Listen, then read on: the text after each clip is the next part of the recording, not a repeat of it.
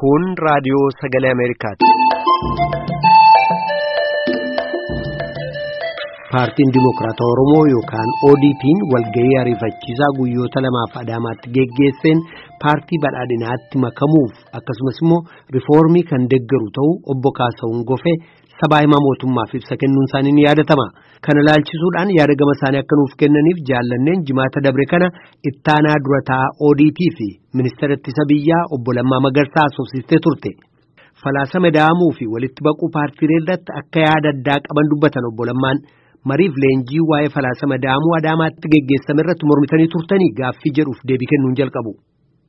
Ammaaf erga bilbilte yaaduma gabaabaadhumanii sii kennaa wantoota gaggeeffamaa jiran irratti yaada waan ani itti amanuu fi waan saba keenyaaf ta'a jedhee yaadu kanan tarkaanfachiisaa ture. Kanaaf waan mataa kootiin keessumaayyuu nuuf saba kanaaf hin ta'a kan jedhu Adaamaa irrattis haa ta'u bakkeewwan biraa irrattis bifuma wal fakkaatuun kanan godhaa ture.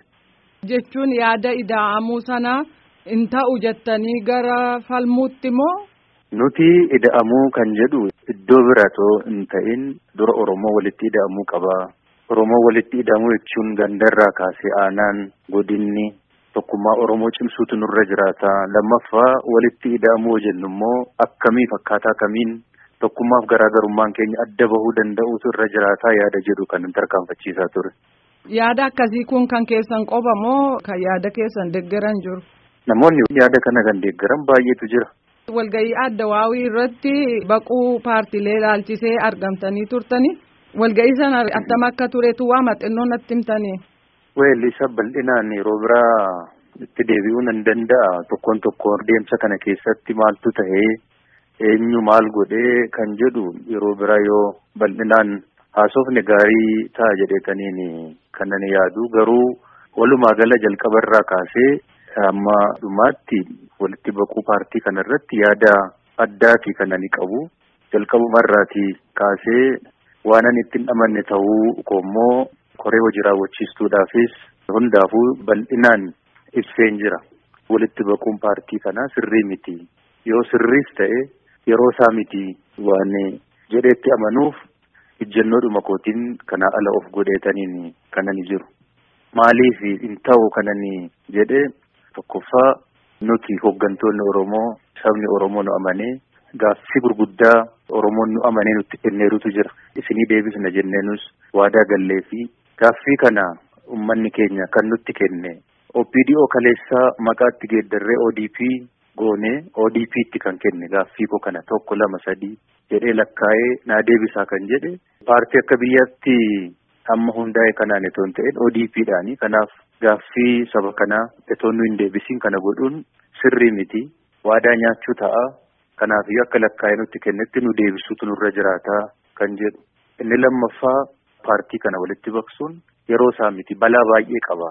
Yeroo cimsaa keessa jirra. Yeroon kun yeroo ergisaati malee yeroo keenya miti. Yeroo ergisaa nuti amma hoogganaa jirru kana keessatti immoo rakkinoonni baay'een gamaa gamanaatiin nu mudataadha kan jiran. Kanaaf yeroo cimsaa kana keessatti waan haaraa qabatanii gadi ba'uun yerootti eksperiment goonu miti. Yerootti waan haaraa qabannee baane otoo hin ta'in rakkinoota jiran sana keessumaayyuu wanti nu irratti xiyyeeffachuun nurra jiraata jedhee ani kaasee tokko biyyattiin nagaaf tasgabbiin qabdu waan ta'eef yeroo keenya bal'aan biyya tasgabbeessuu nagaa buusuu irratti hojjechuu nurra jiraata. Inni lammaffaan maakiroo ikoonoomii irratti keessumaayyuu qaala'insi jireenyaa uummata rakkisu kun isa maaneej godhuu danda'uu nurra jiraata. Inni sadaffaan filannoon fuuldura jiru kun nagaadhaan akka inni gaggeeffamu gochuun dirqama mootummaati waan ta'eef akka inni nagaa ta'u godhuudhaaf ammumarraa kaanee hojjechuun nurra jiraata.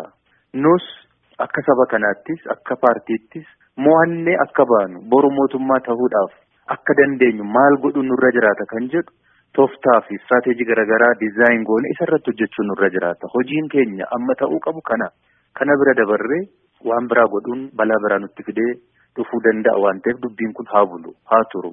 Rakkinoota baay'ee qabas waan ta'eef kan jedhu. Inni kan biraan wanti natti hin tolle keessaati wanti haaraan kun gadi qabatamee bahee walitti ida'amuun kun akkaataan inni itti deemes natti hin tolle.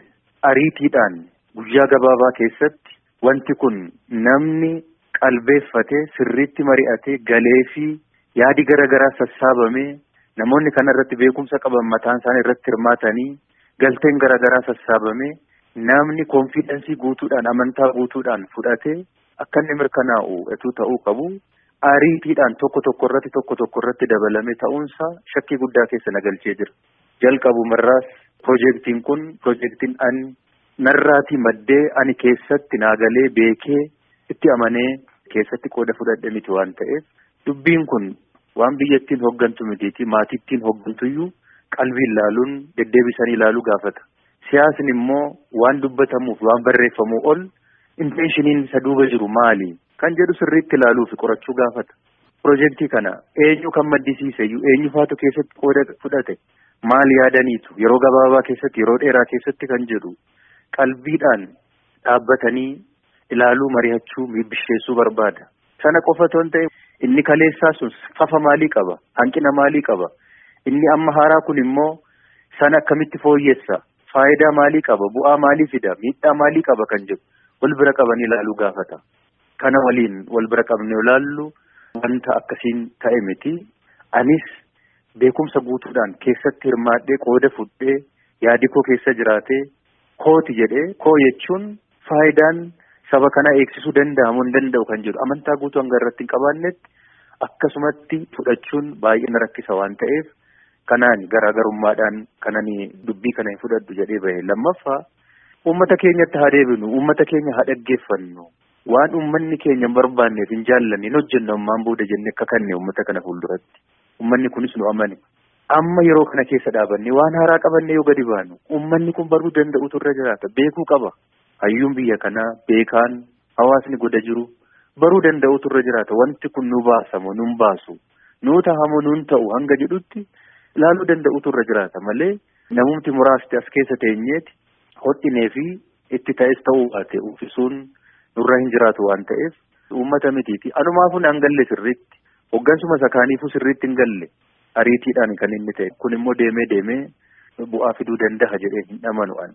Kana keessattis dubbiin kun nuufaa bulu nuufaa turu jedhee falmuu qofa otoo hin ta'in dhuunfaadhaanis kadhadheera nuufaa turu dubbiin kun hin nu miidha jedhee dhagahamniin ani qabu hanga kana miti. Kana keessatti dhagahama ergan dhabe bubbulee jira. Waan keessatti ati dhagahamaa fi fudhatama hin qabne sagaleen kee iddoo hin qabne sababa gahaa qabattee itoo jirtu wanta akkasii kana tarkaanfachiisuun fudhatanii deemuun barbaachisaas miti waan ta'eef kanaaf ammas amma naa galutti ittiin amanu hin taas jedhee yaadu kanaan garaagarummaadhaan kanan ba'e. Egaa akkuma beektan ODP'n diigameera kan jedhudha. Egereen keessan siyaasa keessatti maal ta'uuf deema? Garaagarummaa koo qabadhee dhaaba kana keessatti hanga bahina jedhanii murteessanitti garaagarummaa koodhaan nan falma. Ana qofa otoo hin ta'in namoonni quuqama qaban falman baay'eetu jira. Yoo nu ta'een sirreessina nu ta'uu baate immoo uummata Oromoo waliin mari'annee waan waliin nu ta'u walumaan hojjenna.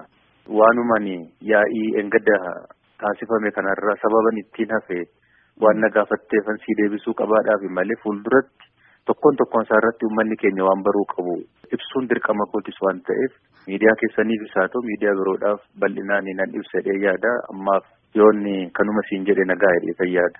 Obbo Lammaa Magarsaa Riippaabilikii Demokiraatawaa Federaala Itoophiyaatti ministirii ittisaaf ittaanaa dura taa'aa paartii ODP yeroo keessaniif deebii nuu kennuu keessaniif maqaa raadiyoo sagalee Ameerikaa hedduu galatoomaa. Fayyaa ta'e.